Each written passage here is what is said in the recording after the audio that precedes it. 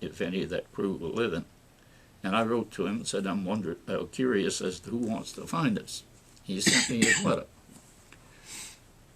And Trevor came over here several times.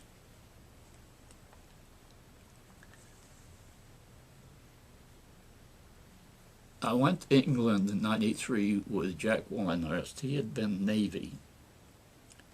And the 8th Air Force was flying sub-patrol attached to the RAF. The 8th Air Force navigators were having trouble navigating over water, and they gave a job to the Navy, and Jack was a tail gunner on a B-24.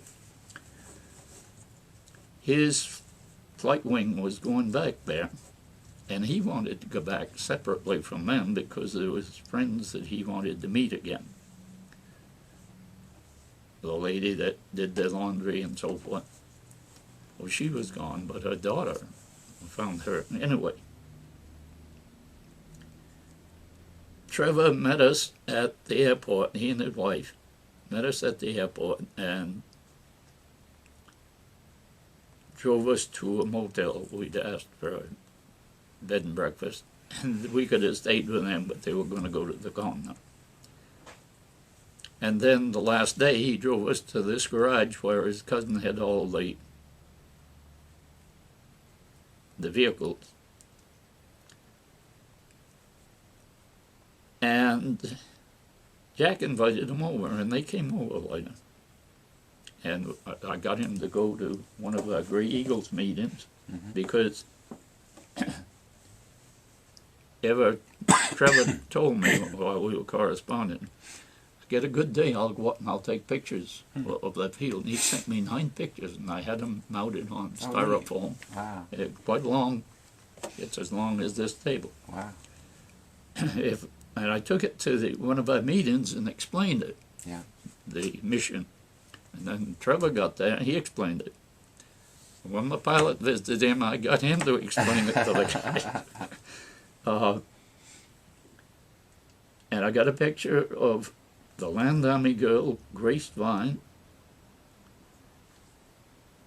and while we were at Jack's base over there, Sally B was in there, and we talked about the plane, and people were asking us questions and so forth. And there was a kid that heard me, told his mother, and his mother got in touch with the Air Force airport manager and got my address. She wrote to me. And she sent me a picture of this Jill who thought we were going to fly into that cottage. We were so low. Oh, wow. Her mother had told her to lie down on the ground. Wow.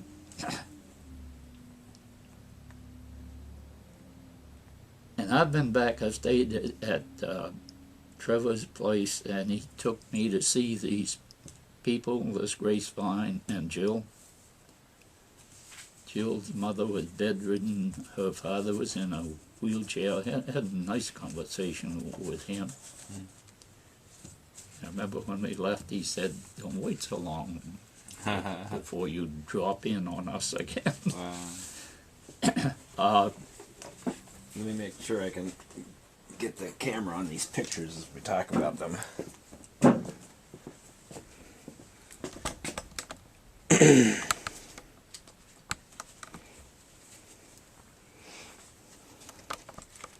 I want to tell you about this. The bottom one, okay? Yep, go ahead. Get it steady? Yep. This is a plane from our group. This Ossett that I told you about from Dover, New Hampshire, was a ball turret gunner. He said the radio operator says they're dropping the bombs on us, and the lead plane from another group did. The guns were down. They were on the bomb run. Every ball turret gunner would have his guns pointed down so he could watch his own bombs drop. That meant that the door to the turret was inside the plane. Ozzy said he opened the door and floated out into the plane. His chute was there in midair. He grabbed it and put it on, and he was going to run out the end of the plane where there was nothing but a waist gunner there. This guy plots. This was a page from group history. I had him sign the page when I saw him at a reunion. So Ozzy started out through the right waist window and got stuck in the window, pulled the ripcord, and let the chute pull him out. Ozzy said it was our 10th mission, our 22nd mission. 2 more missions, we could go home. He said they were on the 23rd mission. They completed 22. And that's what happened to him. Ozzy now lives in Ozark, Alabama. I called him last Christmas time. And over here is the interior of a bolter. This is Collins Foundation plane, by the way.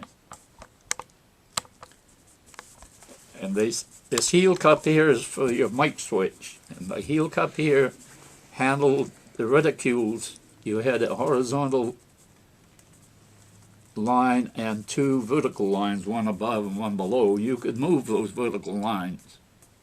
The idea was you dial in the wingspan up here on the sight, and you keep those vertical lines on his wingtips. It would computerize and take care of bullet drop, relative speed, the whole work. And up here it shows the ball turret gunner in the turret. It was quite comfortable. You were laying on your back most of the time. And in there it shows the ammo boxes with his toes underneath the ammo boxes. Most of those you go on, they're on static display, fly around now, including Collins. And they have the original boxes. They're mounted up in on the frame inside the plane.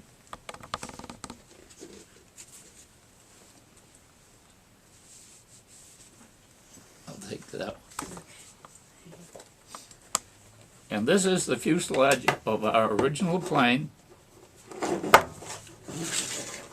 Spirit of Winsome Wind. It was repaired.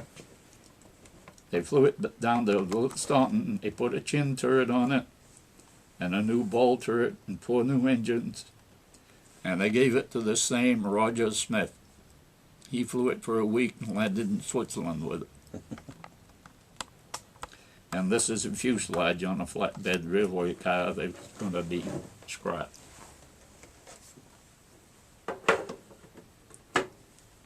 I've already shown you this one, similar to us when we came back, but as I said, we were a lot lower. We were just above the water. They didn't think they could get over the White Cliffs of Dover. I've been to Oshkosh 3 different times. In '86, my co-pilot's son said, "We'll find Chuck Yeager." And when we did, he says, "Give me your camera and I'll take your picture." And in '88, I took the picture out and had Chuck sign it.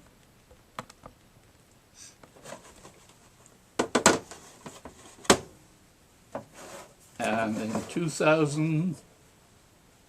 in '98, same year, the co-pilot's son got a professional photographer who was there filming the entire group of volunteers to get us together. And as I said, Frank Borman had a King Cobra that he'd refinished, and he had that there, and we'll buy it. This is a co-pilot's widow and her granddaughter. This is a co-pilot's son and his wife. This is my pilot, this is me, and this is Frank Borman. And if you get a chance to go to Oshkosh, by all means do it. And we already saw the picture of the... Can you go ahead and point the people out, though, for that? Point out the pictures? Yeah. The men? Yeah. I don't know as I can remember them all. The man behind the mic here is Sid White, who wrote a book, WWII Odyssey. This is Tex... I think this is Tex Wall. This is Lieutenant Higgins. This is Gilstrap and me. This guy's name is Tyler. I saw his address in a POW address book, and I wrote to him with this picture on the letterhead of my letter and asked if he was the man in the picture. Oh, yeah. He had 5 kids. They'd all gone through college. I don't remember the other girl. The names I don't remember. Yeah. But this man here, I've got the names written down on the back of a picture at home. And the Germans might have given us these pictures. They took the pictures. And this is the only place that I had any POW money, and I might have bought the pictures. I don't remember. Mm-hmm. But as I said, they might have given us to us because they were using us good. Yeah.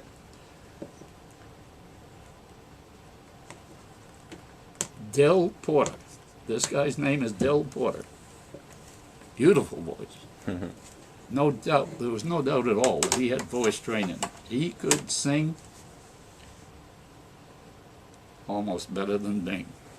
And then can you go, we're going to scan this is a better quality than we had scanned before. Can you just tell us the back row from the left to the right and then the front row?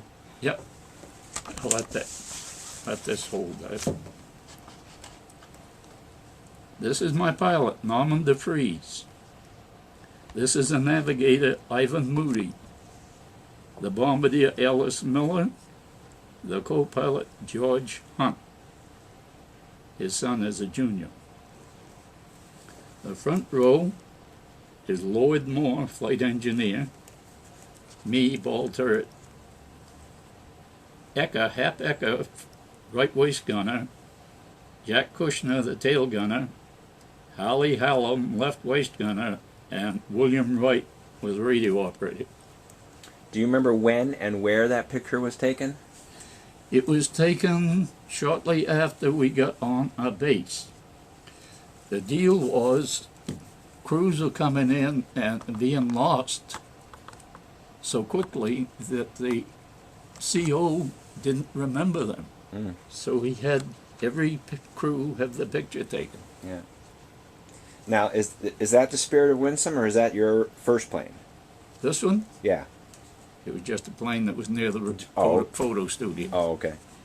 But it was an F model like our original one was. Yeah, it doesn't have the Chin turret. chin turret, so that's the F. When my F pilot as in visited me, Frank. I told him I wished we'd had an old plane that last day, and he said, so do I. Yeah. Because we weren't used to that new plane. Right. We must have had some practice missions with it, but I don't remember. Yeah, and the new model was the G. G as in George. Yeah. Yeah. Okay. We started, as I remember, we started right in flying missions with it. Because it was a hurry up.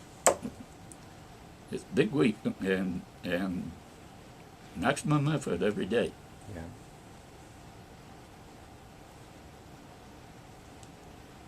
And so, tell us about being mustered out, or whatever you call it. So you were in Battle Creek, I think you said, And Battle Creek, Michigan. on furlough, and on we extended furlough. Huh? You were on, last time you've talked, you said you were on Battle Creek on extended furlough. Yeah.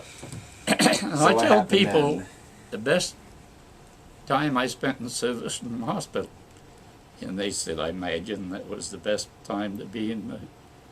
I just imagine that, but it was. Yeah. I was convalescent. I had more or less healed and everything, and this was a big family out there. Yeah. The general in charge of the hospital, I was in a hurry one morning, late getting to a class, and I came down the stairs, and there was 2 sets. He was on the landing between the 2 sets of flights. Good morning, he said. I said hi and went around by him.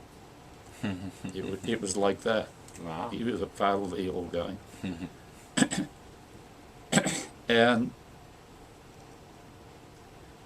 they had stage where they brought in stage shows to entertain us. And anyone who could play an instrument. We had one guy who was real good on the accordion. He did. And Gil wanted us to do that. I never got to do it. I've got it all figured, Smitty. He said, we'll have a chair set up by the mic. You come in from stage left carrying the guitar and ask if anyone's seen your right-hand man. And I'll come in from stage left and say, here I am. And we'll sit down and we'll show those guys that we can play the guitar. I said, Gil, no, can't do it. I wish I had. That would have been fun. I wished I'd seen the doc and say, give me something to quiet my nerves. Yeah. How about showing us your jacket? I asked if I could stay in, and they said, yeah, you can stay in, even with your disability. But I couldn't get a flying job. If I'd been a good radio operator or a good flight engineer, I might have gone on Air Transport Command, but they didn't need armor gunners. So I got out. And my buddy Jack said, you would have had it so good that you given you an extra stripe by staying in. And in no time at all, you'd have your own armament shack with maybe 10 men, 6 to 10 men under you. And all you'd have to do would be to sign forms and drink coffee. And I said, Jack, it's too late to recruit me now. So what'd you do after the war? I found it difficult to get a steady job. No one wanted to hire a one-armed guy. I worked several seasonal jobs. In Freiburg, Maine, there was 3 corn cannon factories. Right. Most every farmer had small herd of dairy cattle, but he had a cash crop every year of corn. Right. And I got a job in the cannon factory that first year. And later on, the winter time, I learned how to trap beaver and made small income on that, but that was a couple of months. And eventually, I drove tractor on the road mowing bushes. The guys set up the control so my hooks could operate it and so forth. And I did that for a couple of years, and then I got a chance to go on a lookout tower. Oh. Over to Bridgeton, Pleasant Mountain and Bridgeton. Yeah. And I enjoyed that. I met a lot of people. Camp kids climbed it, preparatory to climbing Mount Washington. Oh. At one time, I had to hike in groups from 5 different camps on top of the mountain eating lunch. Wow. And then eventually I took a test for rural letter carrier, and I worked as a rural letter carrier for 20 years. Yeah. Were you over there when they had the fires? Was that 47 or 48? No, that was before mine. Oh. I talked to the guy. He said, boy, the sights I saw last year here. That must have been something. Yeah. That must have been really something. Because Brownfield real close. Yeah, sure. They're doing a talk about that in a couple weeks or something like that. No, I wasn't there for that. That must have been. But I was only on a year. I didn't finish my second. I was there 1 full year. I took this guy's place for a month, and then I was on 1 full year, and the next year I started driving mail midsummer. Yeah. Where all did you go? What was your route? From Lovell. I went over from Lovell. I went to Freiburg Harbor, up through Union Hill in Stowe, West Lovell, and back to the village. Yeah. Later they changed that. I think the person now is based in Freiburg.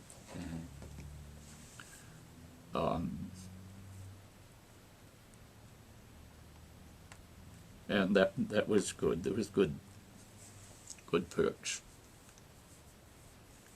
Now tell us a little bit about, before you went into the war, you went, where did you go to school, go to high school? I went to Freiburg Academy. Okay. I didn't graduate. I didn't graduate until about 4 years ago. I got my diploma then. Good for you. Those that left school and went in the service. That must have been something. Yeah. They have a Out in special. Battle Creek, Michigan, I heard about this test you could take Right. to get your high school diploma. Yeah.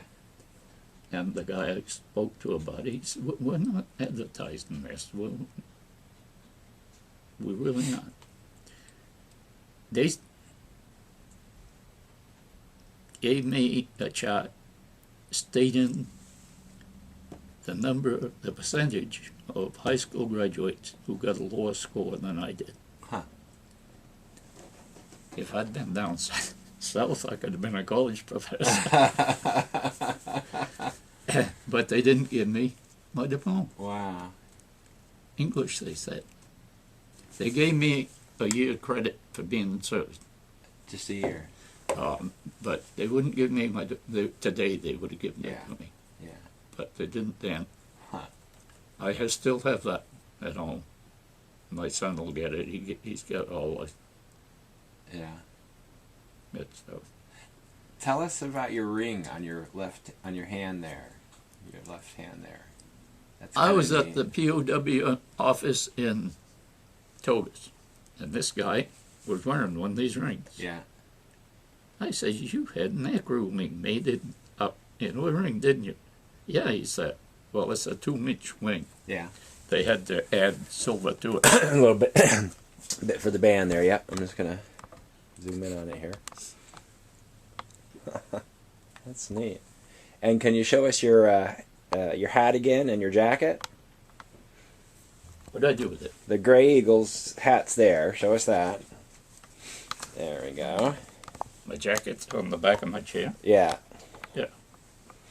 And tell us about you want your. me to put it on? Sure, sure. I'll just pull this back here for a second. And then tell us one more time about your bag.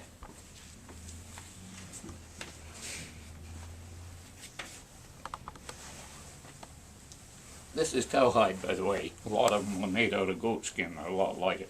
Yeah. So that's a relatively new one then. Huh? That's a relatively new one. But you had it made up there. There you go. The spirit of winsome.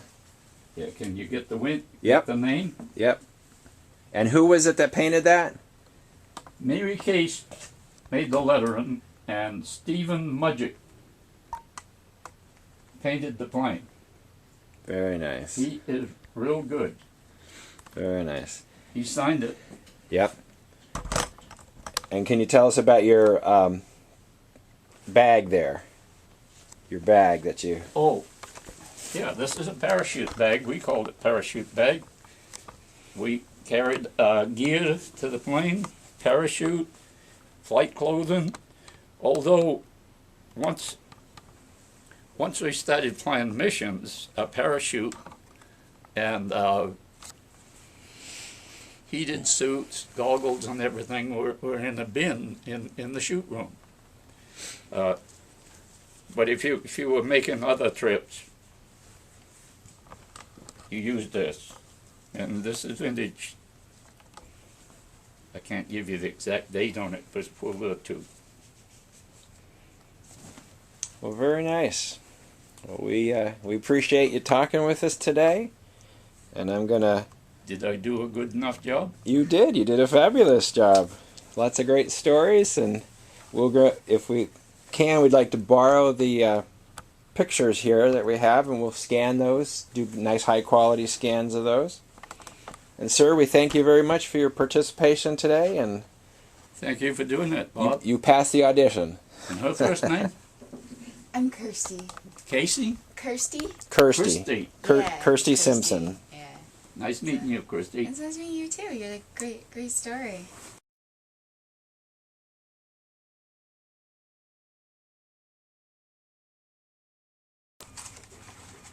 Okay, go ahead. When Jack and I were over to London and we were talking to the people about the plane, a lady asked me if I ever saw a plane blow up. Oh, wow. And I said, yes, 3 separate occasions I saw a plane blow up. for no apparent reason. There was no flak, no fighters. There's a group flying along, and suddenly there's a ball of fire, and the plane disappears.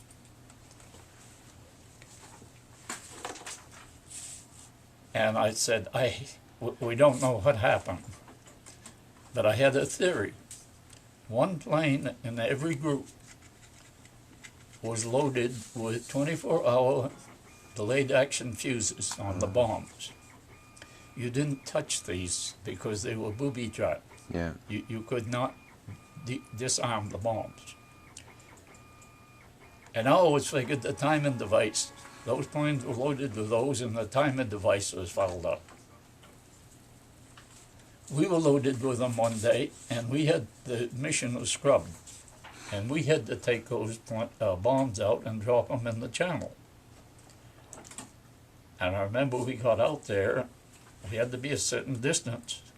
And the pilot called Moody, "Are we far enough out?" Moody said yes. He called the bombardier and said, "Miller, get rid of the damn things." Everybody was scared of them. Mm-hmm. We were taxiing out to take off. While we were taxiing, we blew a tire. We had to replace that tire and wheel. And while we were waiting, that timer was ticking away.